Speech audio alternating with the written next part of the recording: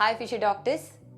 നമ്മളുടെ N game ഒക്കെ നടന്നുകൊണ്ടിരിക്കുകയാണ്. നിങ്ങൾ കുറേ പേര് ക്ലാസ്സിലൊക്കെ അടിപൊളിയായിട്ട് വന്ന് പാർട്ടിസിപ്പേറ്റ് ചെയ്യുന്നുണ്ട്. നിങ്ങളെല്ലാവരും നിങ്ങളുടെ ഫസ്റ്റ് മോക്ക് എക്സാം എഴുതി അല്ലേ? അപ്പം എക്സാം എഴുതിയപ്പം നിങ്ങൾക്ക് കുറേ പേർക്കൊക്കെ ഭയങ്കര പ്രശ്നമാണ്. സ്കോർ ഇമ്പ്രൂവ് ചെയ്യുന്നില്ല. ഞാൻ 200 നിൽക്കുന്നത്, 300 നിൽക്കുന്നത്, ഞാൻ 500 നിന്നാളിപ്പം 300 വന്നു, അല്ലെങ്കിൽ സ്കോർ ഭയങ്കരമായിട്ട് കുറഞ്ഞു പോകുന്നു, എനിക്ക് ആകെ ഡീമോട്ടിവേഷൻ ആവുകയാണ്, പിന്നെ ഞാൻ എഴുതണോ, ഇങ്ങനെയൊക്കെ ഭയങ്കര സംശയങ്ങളാണ്. അപ്പോൾ എനിക്ക് നിങ്ങളോട് കുറച്ച് കാര്യങ്ങൾ പറഞ്ഞു തരാനുണ്ട്. ഒന്നാമത്തെ കാര്യം, ഇപ്പം നിങ്ങൾക്ക് കിട്ടിയിരിക്കുന്ന ഈ സ്കോർ ഇതല്ല നിങ്ങളുടെ നീറ്റ് 2025 സ്കോർ. എടാ, നീറ്റിലേക്ക് നമുക്ക് ഇനി സമയമുണ്ടല്ലോ, ഇനി ഒരു 30-35 ദിവസം ഉണ്ട്. അപ്പോൾ നിങ്ങൾ ഇനി അങ്ങോട്ട് ഒരുപാട് എക്സാമുകൾ എഴുതാൻ പോകുന്നുണ്ട്. നിങ്ങൾ ഇപ്പം എഴുതിയത് ഒരു മോക്ക് എക്സാം മാത്രമാണ്. ഇനി എത്രയോ എക്സാമുകൾ നമ്മൾ എഴുതാനുണ്ട്. ഓരോ എക്സാമും നമ്മൾക്ക് ഓരോ ഓപ്പർച്യൂണിറ്റി അല്ലേ? അപ്പം നമ്മൾ ഏതാ ഇമ്പ്രൂവ് ചെയ്യേണ്ടതെന്നുള്ള രീതിയിൽ നമുക്ക് പ്ലാൻ ചെയ്ത് നമുക്ക് മുമ്പോട്ട് പോയിക്കൂടെ? രണ്ടാമത്തെ കാര്യം, നിങ്ങൾക്ക് എനിക്ക് നല്ല മാർക്കായിരുന്നു. എനിക്ക് +1 നല്ല ഫുൾ മാർക്ക് ഉണ്ടായിരുന്നു. +2 എക്സാം എനിക്ക് നല്ല എളുപ്പമായിരുന്നു. 10th എനിക്ക് ഫുൾ A+ ആയിരുന്നു. അതൊക്കെ ആയിട്ട് ഭയങ്കര ടോപ്പ് സ്റ്റുഡൻ്റ് ആയിട്ട് പഠിച്ചു വന്ന ഞാൻ, പക്ഷേ എനിക്ക് ഇപ്പോൾ കിട്ടുന്നില്ല. എന്ത് ചെയ്താലും എനിക്ക് ഈ മോക്ക് എക്സാമിന് എന്തുകൊണ്ട് എനിക്ക് സ്കോർ ചെയ്യാൻ പറ്റുന്നില്ല? അപ്പം that is the biggest learning, right? നിങ്ങൾ അവിടെയൊക്കെ എഴുതിയ ഡിസ്ക്രിപ്റ്റീവ് എക്സാംസ് അല്ലേ? ഇതൊരു ഒബ്ജക്റ്റീവ് പേപ്പറാണ്, കോമ്പറ്റേറ്റീവ് എക്സാം ആണ്. ഇവിടെ ക്ലിയർ കട്ടായിട്ട് നിങ്ങളുടെ കണ്ടന്റ് നോളജ്, നിങ്ങളുടെ സിലബസിന്റെ അണ്ടർസ്റ്റാൻഡിംഗ് ആണ് ടെസ്റ്റ് ചെയ്യുന്നത്. അതിനുവേണ്ടി നിങ്ങൾ നല്ലപോലെ ആ രീതിയിലുള്ള ക്വസ്റ്റ്യൻസ് എഴുതി പ്രാക്ടീസ് ചെയ്യണം. ഇപ്പം +2 കഴിഞ്ഞ മക്കളോടാണ്, നിങ്ങൾ അവിടെ നന്നായിട്ട് പഠിച്ചു വന്നു, നിങ്ങൾക്കെല്ലാം അറിയായിരുന്നു എന്ന് വിചാരിച്ചിട്ട് ഇവിടെ നിങ്ങൾക്ക് ഇപ്പോൾ ഭയങ്കരമായിട്ട് സ്കോർ ചെയ്യാൻ പറ്റണമെന്നില്ല. നിങ്ങളിപ്പോൾ ഒരു ട്രൈ ചെയ്ത് നോക്കുകയല്ലേ? So give it a try. ഓരോ മോക്ക് എക്സാമുകളിലൂടെ നമുക്ക് ഇമ്പ്രൂവ് ചെയ്യാം. മൂന്നാമത്തെ കാര്യം, നിങ്ങൾക്ക് സ്കോറിൽ കുറഞ്ഞു പോകുന്ന നിങ്ങളുടെ mark, what is it showing you? It is showing you your weak areas. എന്തുകൊണ്ട് കുറഞ്ഞു പോകും? കുറേ പേര് എനിക്ക് അയക്കുന്നുണ്ട്, അതായത് ഇക്വേഷൻ മറന്നു പോകുന്നു മിസ്സേ, ബയോളജി ഒട്ടും ഓർത്ത് വെക്കാൻ പറ്റുന്നില്ല മിസ്സേ, എനിക്ക് ഭയങ്കര കോൺഫിഡൻ്റ് ആയിട്ടുള്ള ചാപ്റ്റർ ആയിരുന്നു, പക്ഷേ ആ എക്സാം ഹോളിൽ കയറിയപ്പോഴേക്കും ഒന്നും കിട്ടുന്നില്ല, ബ്ലാക്ക് ഔട്ട് ആയി പോവാണ്. ഇതെല്ലാവർക്കും സംഭവിക്കുന്ന കാര്യമാണ്. നിങ്ങൾക്ക് തോന്നുന്നുണ്ടോ എല്ലാവരും ഭയങ്കര സൂപ്പർ കോൺഫിഡൻ്റ് ആയിട്ടാണ് വന്നിട്ട് എല്ലാ കോൺസെപ്റ്റ്സും പറയുന്നത്? ഞങ്ങൾ ടീച്ചേഴ്സ് പോലും നിങ്ങൾക്ക് ഓരോ ക്ലാസ്സിലും എടുക്കാൻ വരുമ്പോൾ, ഓരോ ക്വസ്റ്റ്യൻ ഡിസ്കഷനും വരുമ്പോൾ ആ ചാപ്റ്റർ വൃത്തിയായി പഠിച്ചിട്ടല്ലേ വരുന്നത്? പഠിച്ച് അതേപോലെ ക്വസ്റ്റ്യൻസ് എല്ലാം നോക്കി പ്രാക്ടീസ് ചെയ്തിട്ടല്ലേ വരുന്നത് നിങ്ങളുടെ മുമ്പിലേക്ക് വരുന്നത്? അപ്പോൾ ഇത്രയും അധികം സബ്ജക്ട്സ് ഒരുമിച്ച് പഠിക്കേണ്ട, ഇത്രയും അധികം കോൺസെപ്റ്റ്സ് ഒരുമിച്ച് പഠിക്കേണ്ട നിങ്ങളുടെ അവസ്ഥ എന്തായിരിക്കും? അപ്പോൾ ഡോണ്ട് വറി. അപ്പോൾ നമ്മൾക്ക് ഇവിടെ എന്താ ചെയ്യാൻ പറ്റുക എന്നുള്ളത് വെച്ചാൽ, നിങ്ങൾക്ക് മാത്രം പറ്റുന്ന കാര്യമല്ല, എല്ലാവർക്കും പറ്റും. അതായത് നമ്മളുടെ വീക്ക് ഏരിയാസ് നമ്മൾ ഐഡൻറ്റിഫൈ ചെയ്യുക. എവിടെയാണ് ഓരോ എക്സാമിനും നമുക്ക് പറ്റിപ്പോകുന്നത്? ഞാൻ എപ്പോഴും പറഞ്ഞു തരും, മിസ്റ്റേക്ക് അനാലിസിസ് ചെയ്യുക. അപ്പോൾ വീക്ക് ഏരിയാസ് ഐഡൻറ്റിഫൈ ചെയ്ത് അതിനെ കറക്റ്റ് ചെയ്തിട്ട് നമുക്ക് ഇനി അങ്ങോട്ടുള്ള ദിവസം മുമ്പോട്ട് പോകും. അടുത്ത മോക്ക് എക്സാമിന് നമ്മൾ കരഞ്ഞു വിളിച്ച് പോകരുത് കേട്ടോ. യെസ്, കോൺഫിഡൻ്റ് ആയിട്ട് നമ്മൾ മുമ്പോട്ട് പോകണം. പിന്നെ കുറച്ചൊക്കെ ബോൾഡ് ആവടാ. നിങ്ങൾ ഡോക്ടറൊക്കെ ആവാനുള്ള ആൾക്കാരല്ലേ? ശരിക്കും എന്തൊരു കരച്ചിലാണ് എൻ്റെ അമ്മേ. കരഞ്ഞ് വോയിസ് ടെക്സ്റ്റിലൂടെ കരയുന്നു, മെസ്സേജ് അയച്ച് കരയുന്നു. ഇങ്ങനെ ഇത് കരഞ്ഞാലോ?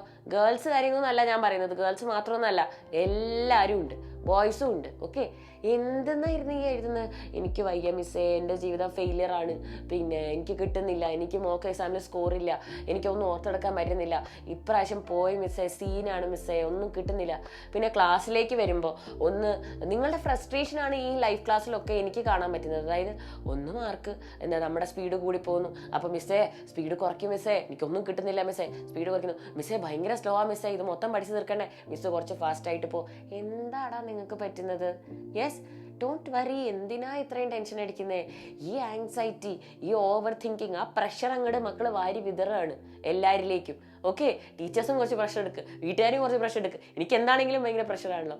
എന്തിനാ ഇങ്ങനെ പ്രഷർ എടുക്കുന്നത്? നിങ്ങൾ ഡോക്ടർ ആവാനുള്ള ആളല്ലേ? യെസ്, ഒരു ഫ്യൂച്ചർ ഡോക്ടർ അല്ലേ നിങ്ങൾ? യെസ്, നിങ്ങൾ ഈ പരീക്ഷയൊക്കെ എഴുതി നിങ്ങൾ നിങ്ങളുടെ മെഡിക്കൽ കോളേജിലേക്ക് ചെല്ലുമ്പോൾ ഈ NCERT ബുക്കിൻ്റെ 5 times ബിഗ് ആയിട്ടുള്ള ബുക്കാണ് നിങ്ങൾ പഠിക്കാൻ പോകുന്നത്. MBBS ടെക്സ്റ്റ് ബുക്സിൻ്റെ സൈസ് മക്കൾ കണ്ടിട്ടുണ്ടോ? നിങ്ങളുടെ ചേട്ടന്മാരും ചേച്ചിമാരൊക്കെ പഠിക്കുന്നുണ്ടാവും, അവർ നിങ്ങളെ കാണിച്ചു തരും. അതും വേൾഡിൽ തന്നെ ടോപ്പ് എക്സ്പേർട്സ് എഴുതിയ ബുക്കുകൾ, അവരുടെ ബുക്കുകളൊക്കെയാണ് മക്കൾക്ക് പഠിക്കുന്നത്. മക്കളുടെ പേരും ഓത്തേഴ്സിൻ്റെ പേരൊന്നും ഞാൻ പറഞ്ഞില്ല, അതും കൂടെ കേട്ടാൽ ചിലപ്പോൾ നിങ്ങൾ ഇപ്പോഴേ ബോധം കിട്ടും. അപ്പോൾ അത്രയ്ക്കും വാസ്റ്റ് ആയിട്ടുള്ള ഒരു സിലബസ് ആണെടാ നിങ്ങൾ പഠിക്കാൻ പോകുന്നത്. അപ്പോൾ അവിടെ നിങ്ങൾ പോയിട്ട് ഈ കരഞ്ഞു വീഴിഞ്ഞോണ്ടിരിക്കും.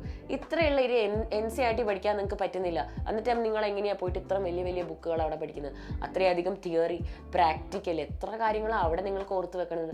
ഇവിടെ നിങ്ങൾ ഇരുന്ന് കരയുന്നു, മിസ്സേ എനിക്ക് ഇക്വേഷൻ ഓർത്ത് വെക്കാൻ പറ്റുന്നു, മിസ്സേ എനിക്ക് ആ ബയോളജിയിലെ സംഭവം. അവിടെ ആകെ ഒരു 4 ഡേറ്റും ഒരു കുറച്ച് കോൺസെപ്റ്റ്സുമാണ് ഓർത്ത് വെക്കാനുള്ളത്. അപ്പോൾ നിങ്ങൾ MBBS പോകുമ്പോൾ പഠിക്കാനുള്ള കാര്യങ്ങളോ അപ്പോൾ ഓർക്കുക, നമ്മൾ ഇപ്പോൾ ഈ കരച്ചിലൊക്കെ നിർത്തി കുറച്ച് ബോൾഡ് ആവുക. ഓക്കെ, ഞാനൊരു ഡോക്ടർ ആവാൻ ഉള്ള ആളല്ലേ, എനിക്ക് എന്താണെങ്കിലും ക്ലിയർ ചെയ്യണ്ടേ. യെസ്, എനിക്കായിട്ടൊരു റാങ്ക്, എനിക്കായിട്ട് എൻ്റെ ഫേവറേറ്റ് മെഡിക്കൽ കോളേജിൽ ഒരു സീറ്റ് ഉണ്ട്, റോൾ നമ്പർ 201, ജസ്റ്റ് ഒരു നമ്പർ. ആ 201 എന്ന് പറയുന്ന ആ നമ്പർ, അത് നിങ്ങളുടെ സീറ്റ് ആണെങ്കിൽ, നിങ്ങളുടെ റാങ്ക് ആണെങ്കിൽ, നിങ്ങളുടെ സീറ്റ് ആണെങ്കിൽ ആ റോൾ നമ്പർ വേറെ ആർക്കും പോയില്ല. Nobody can snatch it from you once it comes to you. Understood? അതായത് നിങ്ങൾ നീറ്റ് നല്ല മാർക്കോട് കൂടി റാങ്കോട് കൂടി ക്ലിയർ ചെയ്ത് നിങ്ങൾ നിങ്ങളുടെ ഫേവറേറ്റ് മെഡിക്കൽ കോളേജിലെത്തി. നിങ്ങളുടെ register number 201, once that is given to you, cannot be taken away. ആർക്കും, നിങ്ങൾ പഠിച്ചാലും ഇല്ലെങ്കിലും, നിങ്ങൾ അവിടെ പോയി ഇരുന്നാലും ഇല്ലെങ്കിലും ആർക്കും അത് നിങ്ങളിൽ നിന്നും തിരിച്ചെടുക്കാൻ പറ്റുന്നില്ല. So that is what NEET is giving you. It is giving you a secure position in a medical college. It is giving you a safe career. It is giving you the best degree possible. Okay, അപ്പം ഇതൊക്കെ എൻ്റെ മക്കളൊന്ന് മനസ്സിലാക്കും. കുറച്ച് ബോൾഡായിക്കേ, ഈ കരച്ചിലൊക്കെ നിർത്തി, നിങ്ങളുടെ ഈ frustration ഒന്ന് നിർത്തി, ഒന്ന് വിഷമിക്കാതെ.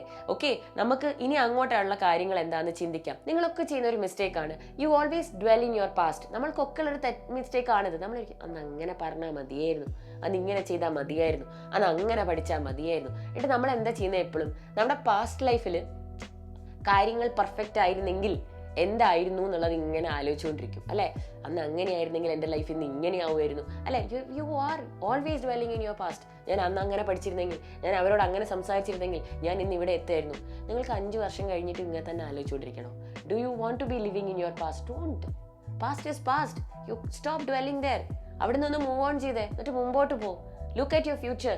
അവിടെയുള്ള കാര്യങ്ങൾ നമ്മൾക്ക് ചേഞ്ച് ചെയ്യാൻ പറ്റും ഇപ്പം നമ്മൾ ശ്രമിച്ചിട്ടുണ്ടെങ്കിൽ. ഓക്കെ, ഇനി കുറച്ച് ദിവസവും കൂടെ ഉള്ളൂ. ഈ ഓവർ തിങ്കിങ് നിർത്ത്, ഈ കരച്ചിൽ നിർത്ത്, എല്ലാവരെയും ഫോൺ വിളിച്ച് ഈ കരഞ്ഞുകൊണ്ടിരിക്കലും ഒന്ന് നിർത്ത്. കുറച്ച് ബോൾഡ് ആവടാ. നിങ്ങൾ എൻ്റെ ഫ്യൂച്ചർ ഡോക്ടർ അല്ലേ. യെസ്, നമുക്ക് മെഡിക്കൽ അവാർഡ്സിൽ വന്നിട്ട് സൈലത്തിൻ്റെ അവാർഡൊക്കെ വാങ്ങിക്കണ്ടേ, സ്റ്റെത്തൊക്കെ വാങ്ങിക്കണ്ടേ, നമുക്ക് അടിച്ചു പൊളിക്കണ്ടേ. യെസ്, അപ്പോൾ പ്ലീസ് ചിൽഡ്രൻ, നിങ്ങൾക്കിപ്പോൾ നിങ്ങളുടെ മോക്ക് ടെസ്റ്റിൽ കിട്ടുന്ന സ്കോർ നിങ്ങൾ പഠിച്ചിട്ട് പോയതിൽ നിന്നും നിങ്ങൾക്ക് നന്നായിട്ട് ആൻസർ ചെയ്യാൻ പറ്റുന്നുണ്ടോ? അതൊന്ന് ആലോചിച്ച് നോക്കിക്കേ. ഞാൻ നല്ലപോലെ പഠിച്ചിട്ട് പോയ ചാപ്റ്ററാണ്, അതിന്ന് എനിക്ക് ആൻസർ ചെയ്യാൻ പറ്റുന്നുണ്ടോ? ഉണ്ടെങ്കിൽ അത് നിങ്ങൾക്ക് നന്നായിട്ട് അറിയാം. ആ ഒരു കാര്യം, ആ ഒരു പോസിറ്റീവ് സൈഡ് നോക്കിക്കേ. യെസ്, പിന്നെ എവിടെയാണ് നമ്മൾക്ക് പിഴച്ചു പോകുന്നത്, എവിടെയാണ് നമുക്ക് തെറ്റിപ്പോയത്, ഐഡന്റിഫൈ ദാറ്റ്. ഇനി അങ്ങോട്ടുള്ള ദിവസം പിന്നുള്ളൊരു സംശയമാണ്, മിസ്സേ ഓൺലൈൻ എക്സാം എഴുതണോ, അതോ നമ്മുടെ ഈ daily test weekly test follow ചെയ്യണോ, അതോ മറ്റേ ഫുൾ സിലബസ് മോക്ക് എക്സാം എഴുതണോ? എല്ലാം എഴുതണം. എല്ലാം കൂടെ എങ്ങനെയാണ് മിസ്സേ മാനേജ് ചെയ്യുന്നത്? ക്ലാസ് ഉണ്ട്, അവിടെ പിന്നെ ഓഫ്ലൈൻ എക്സാം നടക്കുന്നുണ്ട്, എല്ലാം കൂടെ ഞാൻ എങ്ങനെ ചെയ്യും? പ്ലാൻ.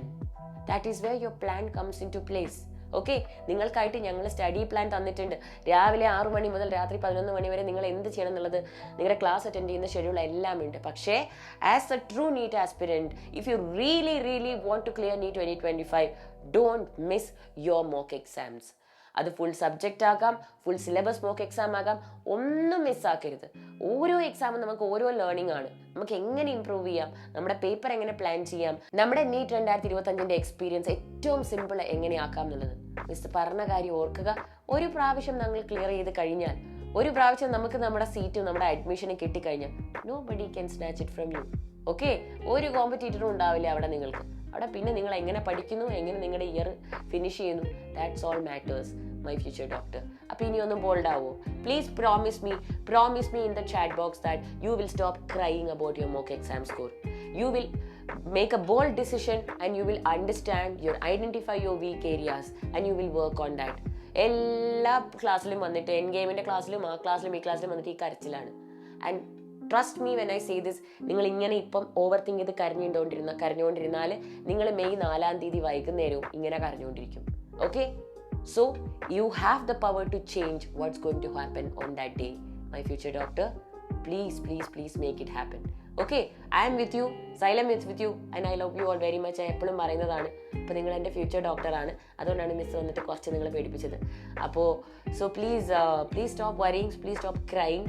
ഇനി അങ്ങോട്ടുള്ള ദിവസം ഇതൊക്കെ ഒന്ന് ഫോക്കസ് ചെയ്ത് പഠിക്കുക. മോക്കിൻ്റെ സ്കോറൊക്കെ ഇമ്പ്രൂവ് ആയിക്കോളും. Okay, please focus on your weak areas. Wishing you the very best my future doctor. By.